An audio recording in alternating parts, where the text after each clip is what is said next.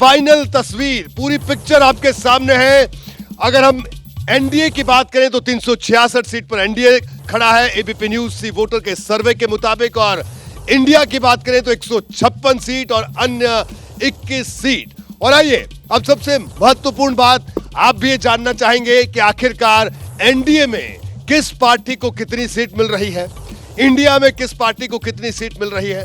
तो आइए वो तस्वीर अब देखते हैं कि गठबंधन में किसको कितनी सीट मिल रही है। और आइए वो तस्वीर अब हम आपके सामने रख रहे हैं, क्योंकि ये जानना भी बेहद जरूरी है कि सहयोगियों के सहारे आंकड़ा कहां तक पहुंच रहा है। देखिए 2024 का फाइनल ओपिनियन पोल, एनडीए के सहयोगी किसको कितनी सीट, टीडीपी की अगर बात करें, टीडीपी और जनसेना की बात करें 17 सीट, और जेडीयू एलजेपी को अगर मिला दें तो 15 सीट यहां पर सीधे तौर पर बनती हुई दिख रही है। और आगे देखिए आप, इसके अलावा आजसू की बात करें 1 सीट, जेडीएस की बात करें कर्नाटक की मैं बात कर रहा हूं तो 2 सीट, और शिवसेना एनसीपी 6 सीट यहां पर यह तस्वीर निकलकर सामने आ रही है। इसके अलावा एनपीपी 2 सीट, एनडीपीपी 1 सीट, और यह तस्वीर हम दिखा रहे हैं कि किस तरह से एनडीए के सहयोगियों की जो स्थिति है वो इस वक्त आपके सामने है। जी हाँ, सहयोगियों की स्थिति हम आपको दिखा रहे हैं कि क्या तस्वीर निकलकर सामने आ रही है। ये एनडीए की पार्टियों की तस्वीर हम दिखा रहे हैं कि एनडीए के सहयोगी किस पार्टी को कितनी सीट मिल रही है। लेकिन बड़ा सवाल यही कि 370 की बात भारतीय जनता पार्टी कर रही है, 400 पार की बात कह रही है बीजेपी के नेता, कहते हैं कि एनडीए 400 पार करेगा। और ये जो 400 पार की बात है, ये जो तमाम आप देख रहे हैं पार्टियों के नाम, ये इन्हीं सहयोगियों पर निर्भर करता है।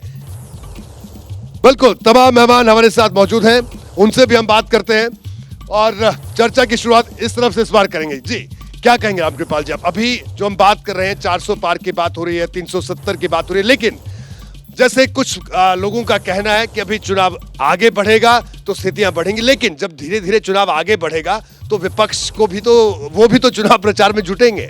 रोहित जी देखिए, एक बात है, क्रिकेट मैच जैसे होता है तो लोग कोशिश करते हैं कि पारी से जीते जी, लेकिन अगर आप कोई मैच पारी से जीतते हैं या 1 रन से, ट्रॉफी वही रहती है जी। तो सीधी बात है कि 2024 में अगर बीजेपी एनडीए जीतता है जी, तो ये सबसे बड़ी बात है जी। कितनी सीटों से जीतता है, वो 400 एनडीए होती है या बीजेपी 370 होती है, नहीं होती है जी। ये सेकेंडरी बातें हैं, ट्रॉफी वही रहती है, 1 रन से जीते। बिल्कुल, ट्रॉफी तो तीसरी बार ले जाते हुए दिख रहे हैं मोदी साफ तौर पर, बड़े अंतर से। जी बिल्कुल, हमारे साथ मीता चक्रवर्ती मौजूद है, इस वक्त कांग्रेस की नेता हैं, उनसे हम बात करेंगे।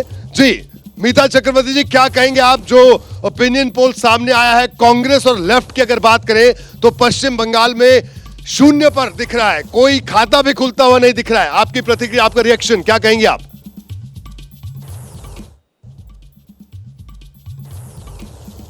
नमस्कार। पहली बात तो ये है कि ये एक ओपिनियन पोल है और हम इस ओपिनियन पोल के डेटा को बिल्कुल विद ड्यू रिस्पेक्ट हम लोग ये रिजेक्ट कर रहे हैं, क्योंकि मुझे नहीं लगता कि बहरमपुर में जहां अधीर रंजन चौधरी 25 साल से 5 बार के एमपी है वो वहां पर हारने वाला है। और 2019 में कांग्रेस और लेफ्ट के बीच कोई सीट एडजस्टमेंट नहीं था।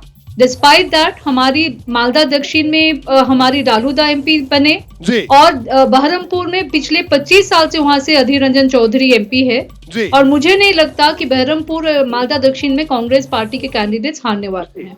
तो पहली बात तो ये है कि मैं एग्री नहीं करती आपकी फाइंडिंग्स के साथ। लेकिन आपको ये नहीं लगता दूसरी कि बात दीदी ने ये है अधीर रंजन चौधरी जी की सीट फंसा दी?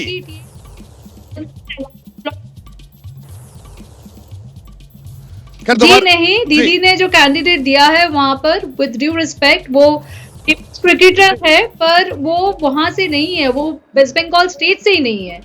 अधीर रंजन चौधरी बहरमपुर से है, वो उस मिट्टी से जुड़े हुए इंसान है, तो वो किसी भी हालत से मुझे नहीं लगता वहां पर हारने वाले। ठीक है, नंबर 1। नंबर 2, टीएमसी की बिल्कुल मीता जी, आपको रोक रहा हूं, मैं आपके पास आऊंगा। सौरभ जी, क्या कहना है आपका? मीता जी कह रही हैं कि हमारी भी सीटें बढ़ेंगी, जाहिर सी बात है हर पार्टी दावा करेगी, लेकिन जो मैं फिर से सुई वहीं अटकी है जो यशवंत जी ने बात की, 20% वोटर पश्चिम बंगाल का। क्या आपको लगता है जो ये कह रहा है कि साहब हम कह नहीं सकते, आपको क्या लगता है कि ऐसी क्या भारतीय जनता पार्टी के पास ऐसी क्या बात है, किस इश्यू पे आपको लगता है कि वो लोग आपके साथ आएंगे? देखिए, सबसे पहले तो बंगाल जैसा पॉलिटिकल वायलेंस पूरा देश में कहीं नहीं होता है। पूरा देश में लोग किसको चाहते हैं ये खुलेआम कैमरा के सामने बोलने से डरते हैं, क्योंकि आप लोगों ने दिखाया और पूरा देश देखा था कि संदेश खाली में जो संवाद माध्यम कवर करने गया था उसको भी झूठा केस में फंसाया गया था। तो अगर मीडिया का ये हाल है तो आम आदमी खुल के कैसे बात करेंगे? दूसरा, मीता दीदी जो बोल रहे थे जी, मैं उस पर एक टिप्पणी करना चाहता हूं। जो डालू जी पिछले बार केवल 8000 वोट से जीते थे, मैं खुद मालदा डिस्ट्रिक्ट से आता हूं, और अधीर रंजन चौधरी जो 2, 2.5, 3 लाख वोट से जीतने वाले वो थे कांग्रेस के, वो पिछले बार केवल 80,000 वोट से जीते थे। और दक्षिण मालदा में बीजेपी सेकंड में थे, और बहरमपुर में भी हमने एमएलए जीता है, वहां पे भी हमारा वोट बढ़ा है। यानी आपको लगता है आप तस्वीर बदलेंगे? हमारे साथ संजय शर्मा भी मौजूद हैं। संजय जी हमारे साथ मौजूद हैं, टीएमसी के नेता। संजय जी क्या कहेंगे? बीजेपी नेता को आपने सुना, उनका कहना है कि पॉलिटिकल वायलेंस वेस्ट बंगाल में सबसे ज्यादा हो रही है, महिला सम्मान की बात भारतीय जनता पार्टी कर रही है। क्या कहेंगे? आपका फाइनल कमेंट सर।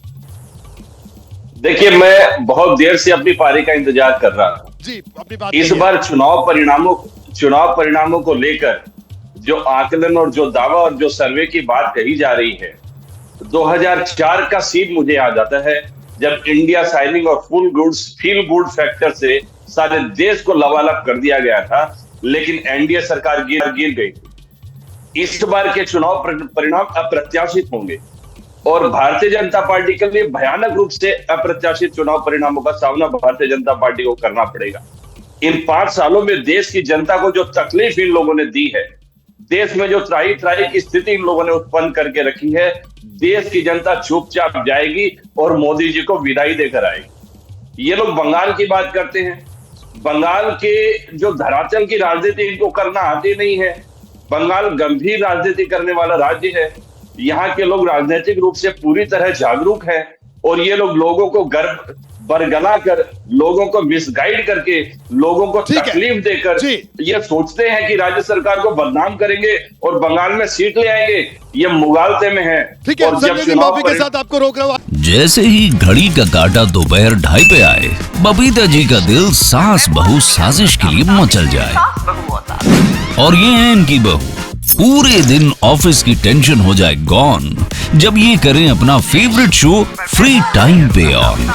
इनकी तरह आप भी देखिए अपना फेवरेट शो अपने टाइम पर और डाउनलोड कीजिए एबीपी लाइव ऐप अपने स्मार्ट टीवी पर।